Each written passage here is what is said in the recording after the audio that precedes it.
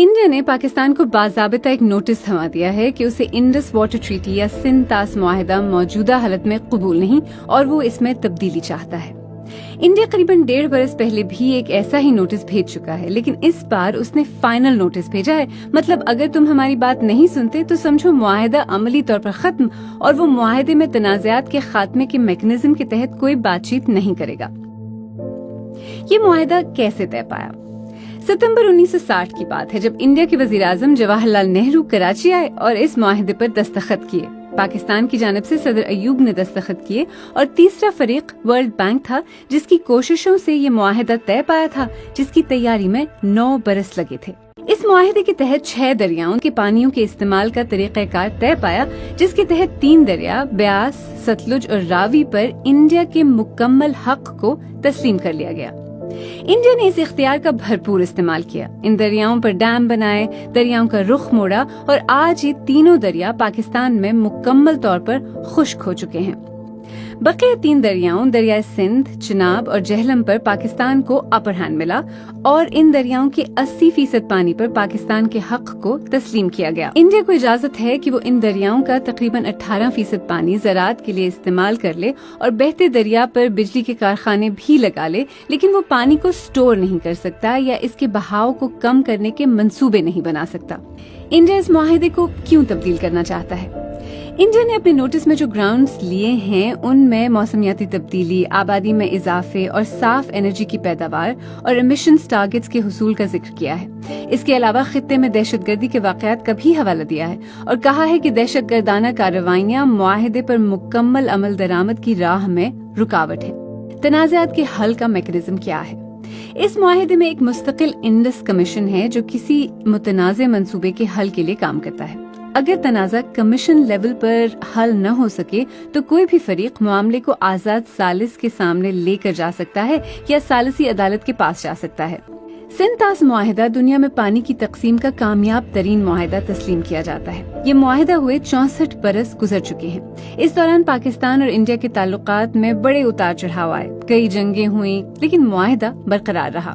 گزشتہ 20 برس میں جب سے بھارتیہ جنتا پارٹی انڈین سیاست میں ابھری ہے، اس معاہدے کو ختم کرنے، پاکستان کو بوند بوند کے لیے ترسانے، خون اور پانی ایک ساتھ نہیں بہہ سکتے، ایسے بیانات سامنے آئے۔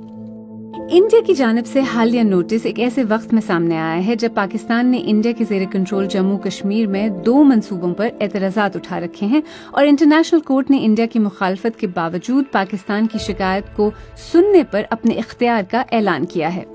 کیا انڈیا اس معاہدے کو ختم کر سکتا ہے؟ انڈین میڈیا سرکاری حوالے سے یہ خبریں دے رہا ہے کہ انڈیا نے 64 سال پرانی ٹریٹی میں نظر ثانی اور تبدیلی کے لیے پاکستان کو نوٹس کافی غور و خوض کے بعد دیا ہے اور وہ ایک تاریخی غلطی کو درست کرنے کی کوشش کر رہا ہے۔ تاہم ماہرین کا کہنا ہے کہ سندھ طاس معاہدہ دونوں ملکوں کی باہمی رضامندی سے ہی ختم کیا جا سکتا ہے۔ 18 برس تک پاکستان کے واٹر کمشنر رہنے والے جماعت علی شاہ نے سندھ طاس معاہدے کے بارے میں BBC پنجابی سے بات کرتے ہوئے کہا ہے کہ اس معاہدے کی شرائط کے تحت کوئی بھی اس معاہدے کو یک طرفہ طور پر منسوخ یا تبدیل نہیں کر سکتا۔ دونوں ممالک مشترکہ طور پر اس معاہدے میں ترمیم کر سکتے ہیں یا نیا معاہدہ تشکیل دے سکتے ہیں۔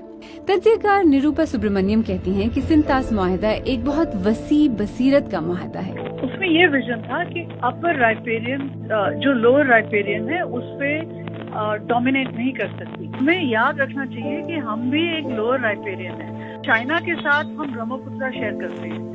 اگر کل انہوں نے کہا کہ ہم برہمپترا کو ہم ری نیگوشیٹ کرنے جا رہے ہیں تو آپ کیا کرو گے؟ سیف الدین سوز انڈیا میں کانگریس حکومت کے دوران آبی وسائل کے وزیر رہ چکے ہیں۔ انہوں نے BBC سے بات کرتے ہوئے کہا کہ سندھ طاس معاہدہ انڈیا اور پاکستان کے درمیان ایک انتہائی آزمودہ اور کامیاب معاہدہ ہے۔ یہ جو ہے ٹریٹی جو ہے یہ ٹائم ٹیسٹڈ ہے، اس پر روک لگانا، چٹھی لکھنا، نوٹس دینا وہ میری نظر میں بہت غلط ہے۔ یہ انٹرنیشنل ٹریٹی ہے اور دنیا نے تسلیم کیا ہے۔ انڈیا کی حکمراں جماعت سندھ طاس معاہدے میں تبدیلی کروا سکتی ہے یا نہیں، اس کے بارے میں یقین کے ساتھ کچھ کہنا ممکن نہیں۔ اس میں کوئی شک نہیں کہ 60 کی دہائی کے مقابلے میں انڈیا کا عالمی اثر و رسوخ بہت زیادہ ہے۔ دنیا میں اس کی بات کو زیادہ اہمیت دی جاتی ہے۔ لیکن اگر انڈیا اس معاہدے کو ختم کر کے پاکستان کے لیے مسائل پیدا کرنے میں کامیاب ہوا تو انڈیا خود ایک ایسی روایت پیدا کر رہا ہوگا جو اس کے اپنے خلاف بھی استعمال ہو سکے گی۔ इंडिया खुद भी एक लोअर रेपेरियन कंट्री है और इसके पानी का दारोमदार तिब्बत से निकलने वाले ब्रह्मपुत्र जैसे दरियाओं पर है। और अगर चीन ने अपर रेपेरियन कंट्री होने के नाते लोअर रेपेरियन को पानी से महरूम करने के लिए कदम उठाया तो फिर चीन को कौन रोकेगा।